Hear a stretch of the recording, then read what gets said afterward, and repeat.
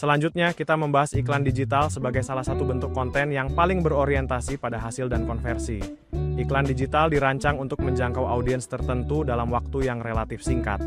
Berbeda dengan konten organik yang membangun hubungan secara bertahap, iklan digital bertujuan mendorong tindakan yang lebih langsung, seperti mengklik tautan, mendaftar, atau melakukan pembelian. Karena ruang dan waktu yang terbatas, copywriting dalam iklan digital harus sangat terfokus. Setiap kata memiliki peran penting.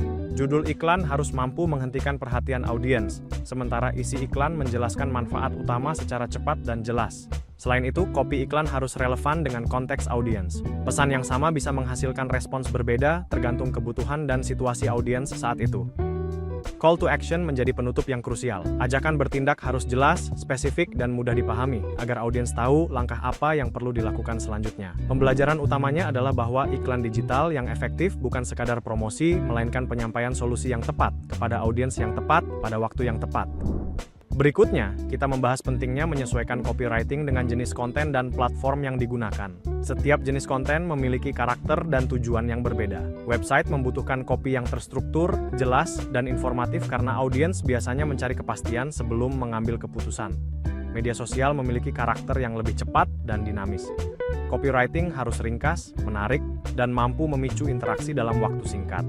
Blog membutuhkan pendekatan yang lebih mendalam. Audiens datang untuk membaca, belajar, dan memahami topik tertentu, sehingga gaya bahasa perlu lebih naratif dan informatif. Email marketing bersifat personal.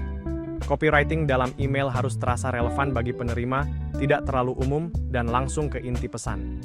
Iklan digital membutuhkan copy yang paling padat dan tajam. Menggunakan gaya penulisan yang sama di semua platform akan mengurangi efektivitas pesan. Pembelajaran pentingnya adalah bahwa copywriter harus memahami konteks media sebelum menulis, bukan hanya fokus pada kata-kata yang digunakan. Selanjutnya, kita membahas tips praktis yang dapat membantu meningkatkan kualitas copywriting digital. Langkah pertama adalah memahami audiens secara mendalam. Copywriting yang baik selalu berangkat dari kebutuhan, masalah, dan harapan audiens. Gunakan bahasa yang jelas dan mudah dipahami. Kalimat yang terlalu panjang atau rumit dapat membuat audiens kehilangan fokus.